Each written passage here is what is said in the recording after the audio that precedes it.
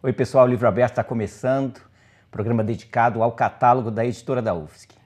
A dica de leitura do primeiro bloco é esse Kinopoems, O Cinema Vai o Poema, de um autor chamado Sylvio Bach. O Sylvio Bach é bastante conhecido como cineasta, né? Tem quase 40 filmes como diretor, super premiado, 70 prêmios nacionais, internacionais, mas ele também comete poemas, não é?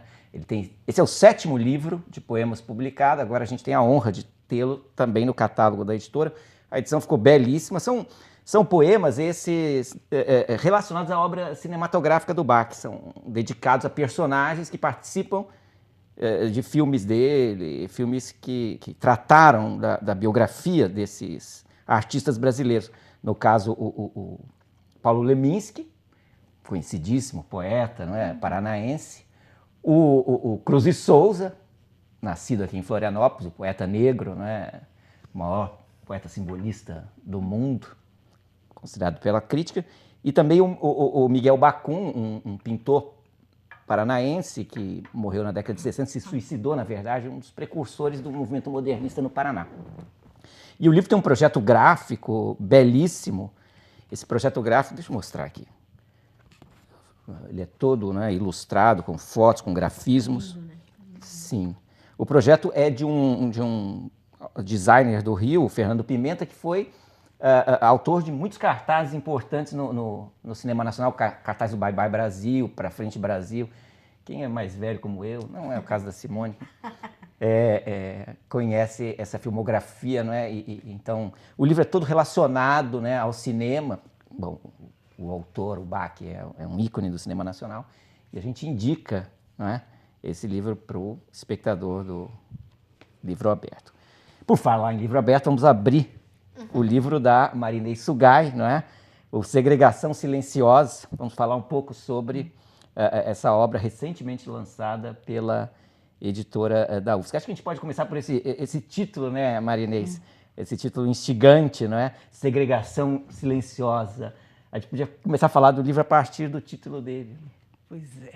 Bom, em primeiro lugar, eu quero agradecer, Simone, Fábio, essa oportunidade, né? É muito bom estar aqui, poder conversar um pouquinho com vocês. Pois é, o termo segregação não é um termo assim, muito falado no cotidiano, né? A gente fala em segregação urbana, as pessoas, em geral, não costumam, né, comentar ou falar no cotidiano sobre isso. No entanto, é um fato, é um fenômeno que acontece no cotidiano das pessoas, né? E nas cidades hoje, essa é uma questão, quer dizer, o que você pensa nas cidades hoje em termos de condomínios fechados, né? Quer dizer, são os processos de apartação dos espaços públicos, condomínios fechados, os edifícios verticais, né? Os condomínios verticais de trabalho, shopping centers, quer dizer, esse processo de privatização de áreas, né, dos espaços de convívio e espaços públicos. A segregação não é um fenômeno recente, né? A segregação espacial, ela é, na verdade, a segregação urbana, ela em algumas cidades, isso ocorre não é só nas grandes metrópoles, né? Ocorre nas médias e grandes cidades brasileiras, latino-americanas, enfim, isso é um fenômeno do próprio sistema capitalista. E esse processo, né, às vezes, é muito visível nas cidades, né? Então, a gente pega, por exemplo, o Rio de Janeiro, né? Você tem uma visibilidade da riqueza e da pobreza, né? Em algumas cidades onde a área é muito extensa, a área de pobreza, como Salvador, né? Então, Recife, né? Belém do Pará. Agora, outras cidades, isso fica um pouco escondido, né? Esse processo é um pouco escondido. Você pega, por exemplo, é o caso de Curitiba, que você não consegue, ou São Paulo, ou mesmo Brasília, onde, exato, eles estão nas periferias ou nas cidades satélites. E Florianópolis, ela se dá de uma forma, é nesse sentido que ela vem, é um processo, né? É um processo histórico, né? Longo, ele não é recente, ele se consolida nas últimas décadas, mas é um processo que ele começa no início do século XX, né? Esse é um processo longo em que esse processo de apartação social e espacial, né, ela vai se configurando. E a segregação, ela está vinculada diretamente com a questão da desigualdade. Quanto mais desigual a sociedade, mais apartada e maior o nível de segregação espacial que você tem numa cidade. E Florianópolis é uma cidade marcada pela desigualdade? Marcada, principalmente da década de 90 para cá. Tem regiões assim de Florianópolis que a gente percebe, por exemplo, que as praias já estão tomadas por prédios elegantes que impedem o acesso praticamente à praia, né? A gente vai para aquela região lá do norte da ilha, por exemplo, a gente não consegue praticamente, a gente não vê o mar mais. Né? Certo. Então, as áreas públicas estão sendo privatizadas. Agora, esse processo, ele é mais nocivo porque ele envolve esses dois aspectos. Esse processo de uma concentração cada vez maior em alguns bairros ou região de cidade de uma camada social de alta renda, quer dizer, não significa que lá só tem a gente, mas é a concentração, é o processo de concentração. E um segundo processo que é a aproximação desses bairros segregados. Então, esse processo forma uma estrutura não só espacial de concentração de riqueza, mas concentração de poder. E ela significa o quê? Por que ela precisa estar concentrada? Porque você vai garantir a manutenção de investimentos públicos naquele lugar. Claro. Exatamente. A reprodução constante de investimentos públicos vai gerar a valorização. E a valorização vai gerar uma maior concentração, e a concentração... Então, esse é o processo... Mas a concentração de renda, ela tem, digamos, um rebatimento espacial, ela é também uma concentração no espaço. Exatamente, né? A concentração de renda, de riqueza e de poder político. E ela se reproduz, né? Ela se realimenta. Então, exatamente, essa concentração, ela é fundamental, porque se não existir essa concentração, você não consegue reproduzir esse processo. Porque como que você vai justificar a concentração de investimentos em alguns pontos? E isso se dá em todas as dimensões, não é só por exemplo, hospitais. Onde é que estão os hospitais públicos? Né? Isso foi um estudo que eu tinha feito durante mais de 20 anos atrás. Onde é que estão os hospitais? E não é só em Florianópolis, isso acontece em todas as grandes cidades. Os hospitais públicos, eles em geral estão onde a população de mais alta renda está, onde se concentra. E se a gente pensar o hospital privado, ainda tudo bem que ainda está onde está a demanda, mas o grande problema é que a concentração de hospital público está nessas áreas de mais ricas, porque o país, a gente tem um processo... Quer dizer, isso tudo, o importante de poder ver a segregação é poder explicar esse fenômeno. Mas uma das questões é porque a gente tem uma medicina médico-hospitalar, né? A saúde pública brasileira é médico-hospitalar, e o hospital é muito caro e ele é muito importante. Então, apesar de causar transtornos, ele está sempre onde a população de alta renda está. Né? Então, é muito... Por exemplo, tanto é que... E a gente pergunta, vai numa secretaria de saúde, por que vocês estão locando tal hospital nessa área sempre ao longo do eixo da via de contorno norte? Porque lá é mais acessível. Sim, para as ambulâncias, para as pessoas, mas só que isso não é fruto do acaso. Isso aí foi construído socialmente, historicamente. É mais acessível porque as estradas, exatamente, as ruas são melhores, exato. Então, para que o telespectador tenha ideia, é um dado que aparece no seu livro, em 0,05% dos bairros de Florianópolis está concentrado 54%, ou estão concentrados 54% das populações mais ricas da cidade, né? Eu acho que esse dado, ele marca bem essa concentração, essa segregação, quer dizer, as pessoas estão num certo lugar, concentradas, né?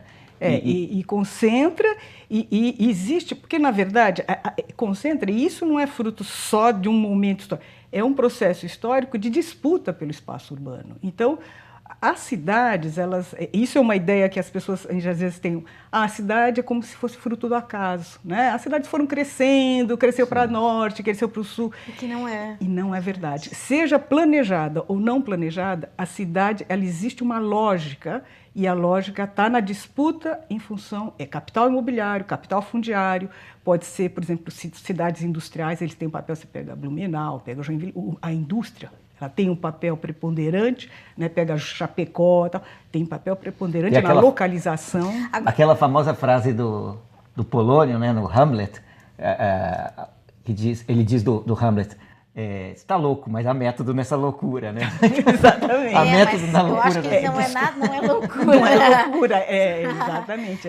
Que parece uma sim, loucura, sim, parece uma coisa não... desregrada, mas não é. Mas o que eu acho mais surpreendente é assim, que o capital privado, né, o comércio, etc., shopping centers e tal, se concentra em onde os ricos estão, eu entendo bem.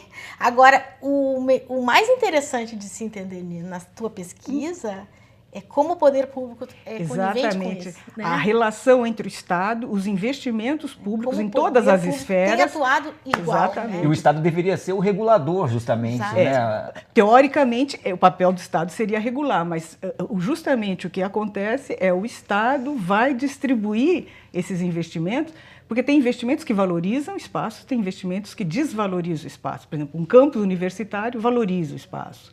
Né? Um presídio desvaloriza. Claro, e aí o lixão, né? A estação de tratamento desvaloriza. Então, essa localização, né? Hospitais, praças, parques, né? Quer dizer, como é que você distribui isso na cidade? Então, essa distribuição, né? O transporte público, né? Enfim, principalmente sistema investimento, viário, né? Principalmente o sistema viário, né? Que estrutura as cidades. Então, isso são frutos de muita disputa. Aliás, até a nossa universidade, a história do campus, de como o campus foi parar ali na Trindade, aquilo é uma briga de disputas no final da década de 50 e início da década de 60, que foi a pressão foi muito grande. Inclusive, quando o Conselho Universitário aprovou em 62 esse processo, né, vai para o campus da Trindade, né, inclusive rachou o Conselho Universitário, era a briga entre o PSD na época e o DN. Né, e houve esse racha. Né. Uma pesquisa que eu fiz anterior, e até eu mostro uma parte dela ali, quem comprou as terras, antes do Conselho Universitário decidir, já houve uma compra de terras e loteamentos ao redor da universidade. Essa é uma história comum nas universidades, na Unicamp, assim. Exato, porque valoriza muito, né? Você veja, já tinham apostado no desenvolvimento. Porque toda a verba da UFSC, né, na época, era muito superior à verba do município de Florianópolis. Na Unicamp... Era cerca de 10 vezes maior. Na Unicamp, o Barão Geraldo lhe doa o terreno da universidade para o Estado, mas fica com tudo em volta, porque sabe que vai valorizar. Exatamente. E aí ele fica rico, ele resolve o problema. Ele estava em dificuldades, vendeu as terras e ficou rico. Né? Então, a redução de desigualdade, então, ela não vai se dar só com a distribuição de renda. Ela vai se dar também com uma distribuição mais igualitária de oportunidades. Escola, saúde, a localização dessas escolas, a localização da saúde, a localização de transporte. Acesso, né? Acesso. Exato, porque isso até o Chico de Oliveira comenta, a localização dentro do espaço urbano disso, ele tem um papel, porque ele tem um papel de um salário indireto.